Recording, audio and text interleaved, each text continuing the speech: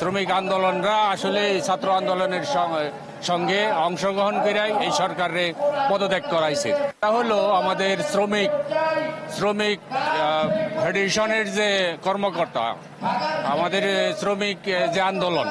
শ্রমিক আন্দোলনরা আসলে ছাত্র আন্দোলনের সঙ্গে অংশগ্রহণ করে এই সরকারের পদত্যাগ করাইছে। আমি মনে করি বিগত দিনে এই শ্রমিক যদি এই দেশের সহযোগিতা করে, এই সরকারের নামানোর জন্য যেহেতু সহযোগিতা করছে, এই গার্মেন্টস সচল রাখার জন্য এই শ্রমিকই সহযোগিতা করব। এটা ডক্টর ইউনূসের এই সরকারের প্রধান হওয়ার পরে এই শ্রমিক, এই এলাকার জনগণ, এই দেশের জনগণ সন্তুষ্ট এই ডক্টর ইউনূসের কাছে।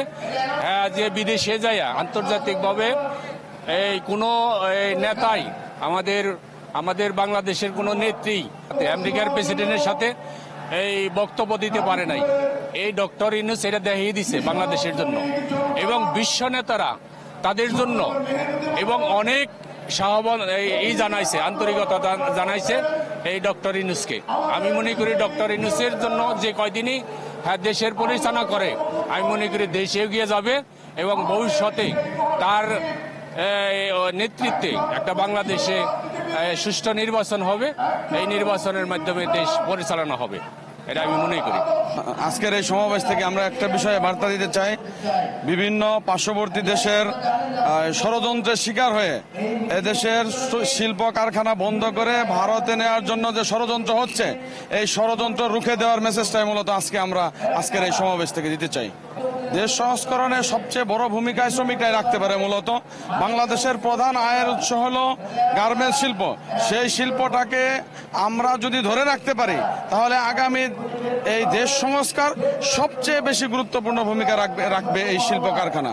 সেক্ষেত্রে শ্রমিকদের এই অসন্তোষ দূর করে শ্রমিকদেরকে সন্তুষ্ট রেখে তাদের কাজে ফিরিয়ে এনে এদেশের উৎপাদন বৃদ্ধির মাধ্যমে এবং সেটা বিদেশে রপ্তানির মাধ্যমে আমরা বৈদেশিক মুদ্রা অর্জন করতে চাই এবং আমাদের এই শিল্প খাতে সফলতা আনতে চাই। এটাই শ্রমিক দলের মেসেজ। প্রবাসী শ্রমিকদের বিষয়ে আমরা বলতে চাই যে প্রবাসী শ্রমিকরা ইতিমধ্যে আমরা দেখেছেন সর্বোচ্চ রেমিটেন্স এই 2 মাসের মধ্যে তারা পাঠিয়েছে।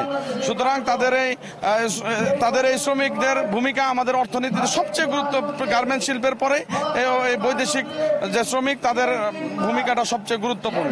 আজকের এই প্রোগ্রাম থেকে আমরা সর্বশেষ যে বার্তা দিতে চাই, অনতিবিলম্বে এদের সংস্কার কার্যক্রম শেষ করে এবং একটি সুষ্ঠু, সুন্দর এবং গ্রহণযোগ্য নির্বাচনের মাধ্যমে ক্ষমতা একটি নির্বাচিত সরকারের হাতে হস্তান্তর করা, এটাই আমাদের মেসেজ।